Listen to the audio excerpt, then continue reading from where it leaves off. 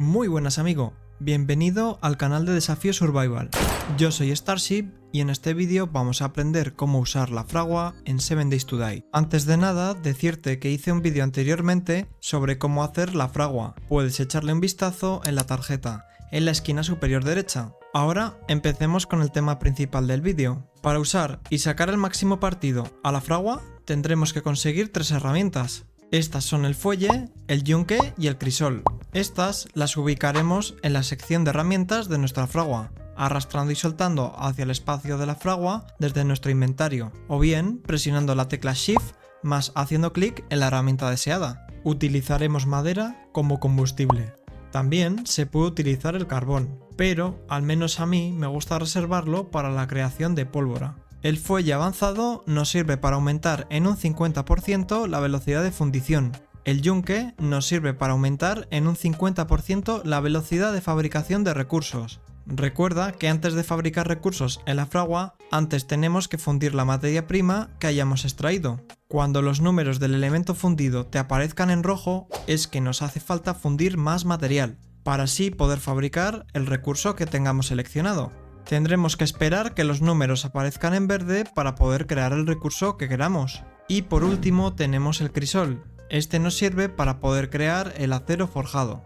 Este material es muy importante en el juego para poder reforzar bloques a su vida máxima, crear flechas de acero, crear cristal a prueba de balas o utilizarlo para crear modificaciones para hacer más potentes nuestras armas. Todas las herramientas las podemos encontrar looteando en sitios relacionados con la fabricación de materiales, como pueden ser los garajes de las casas con mesas de trabajo destruidas, cajas de working stiff y construcciones. Eso sí, el crisol suele ser el más difícil de encontrar. También podemos fabricar estas herramientas leyendo todos los libros de Manos a la Forja, los cuales son 74. Desbloquearemos la fabricación del crisol con el último libro, aunque normalmente lo acabamos encontrando mucho antes looteando o en el vendedor. El fuelle lo podemos crear utilizando los mismos materiales tanto en nuestro propio inventario como en la mesa de trabajo. Necesitaremos madera, cuero, tuberías, cintas de embalar y clavos. El yunque lo fabricamos en la fragua. Necesitaremos hierro y arcilla. Y el crisol lo fabricamos en la mesa de trabajo, con hierro forjado, piezas mecánicas, piedras, aceite y arcilla.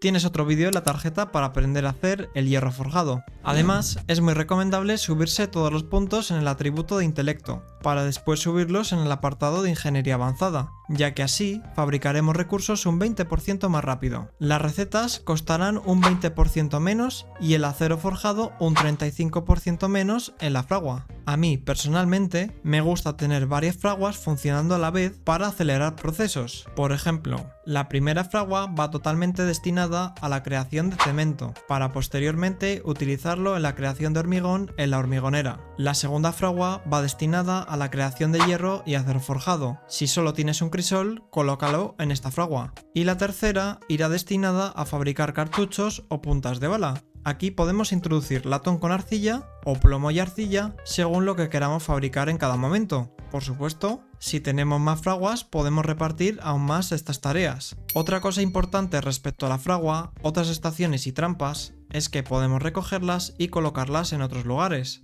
Eso sí, para que se active esta posibilidad, la fragua debe situarse dentro del área de un bloque para reclamar el territorio. Para recoger la fragua debemos situarnos justo enfrente. Mantenemos pulsada la tecla E y aparecerán dos iconos. Desplazaremos el cursor al icono de la mano y dejaremos de pulsar la E. Tardaremos unos 15 segundos en recogerla.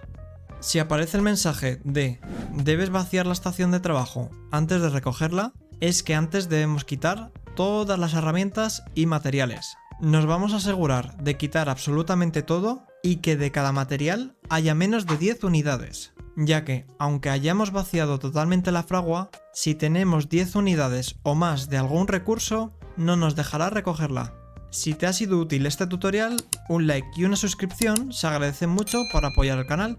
Puedes escribirme en la caja de comentarios qué otros vídeos te gustaría ver. Gracias por escucharme y hasta la próxima.